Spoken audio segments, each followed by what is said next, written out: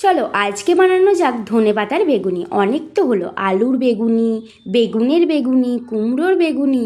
আজকে না হয় বানানো যাক ধনেপাতার বেগুনি। মার্কেটে ধনেপাতার দাম অনেকটাই কমে গেছে, 5 টাকায় 1 আটি। তার জন্য দেরি না করে তাড়াতাড়ি কিনে নিয়ে এসে ভাবলাম আজকে একটু ধনেপাতার বেগুনি বানাবো। তার জন্য দেখো প্রথমে এখানে বেসনটা ঢেলে নিলাম, আর যাতে ধনেপাতার বেগুনিটা একটু মুচমুচে হয় তার জন্য এখানে বেশ কিছুটা কর্নফ্লাওয়ার অ্যাড করব। কর্নফ্লাওয়ার দিলে এটা খেতে অনেকটা মুচমুচে হয়। তারপর এখানে কালো জিরে দিয়ে দেব, আর একটু ঝাল ঝাল হওয়ার জন্য এখানে লঙ্কা গুঁড়ো দেবো। লঙ্কা গুঁড়ো দিলে বেশ একটু ঝাল ঝাল লাগে। পরিমাণ মতন একটু লবণও দিয়ে দেব, আর লবণটা একটু বুঝে সুঝে দেবে, বেশি যাতে ঝাল বেশি লবণ না হয়ে যায়। তারপর অল্প অল্প করে জল দিয়ে বেসনটাকে কিন্তু ভালো করে ফাটিয়ে ফাটিয়ে মেখে নিতে হবে, তবে কিন্তু বেগনিগুলো একটু ভালো মতন খাস্তা খাস্তা হবে। আমি একে একে ভালো করে এটাকে হাত ঘুরিয়ে ঘুরিয়ে বেসনটাকে ফেটে নিচ্ছিলাম।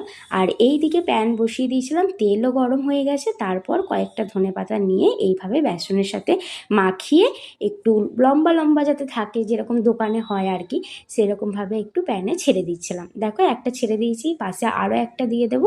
এইভাবেই কিন্তু আমি সমস্ত ধনেপাতার বেগুনিগুলোকে তেলে ছেড়ে উল্টে পাল্টে ভেজে তুলে নেবো। তো দেখো এখানে আমার সমস্ত বেগুনি ভাজা হয়ে গেছে। আর এখন তোমাদেরকে বলবো খেয়ে এটা খেতে কেমন হয়েছে। তবে মনে হচ্ছে দোকানের মতন হবে না, কারণ দোকানের একটু বেশি খাস্তা হয়। জানি না ওরা কি দিয়ে বানায়, আসলে ওদের অনেকটা পরিমাণ তেল থাকে, তো ওরা ছাঁকা তেলে বানায়, তো আরও বেশি ভালো লাগে। আমার কাছে তেলের পরিমাণটা কম ছিল, তাই একটু সেঁকা সেঁকা হয়ে গেছে। তবে খুব বেশি খারাপ হয়েছে এমন নয়, মোটামুটি কাজ চলে যাবে। তো চলো আজকের মতন এখানেই, দেখা হচ্ছে নেক্সট ভিডিওতে। বাই।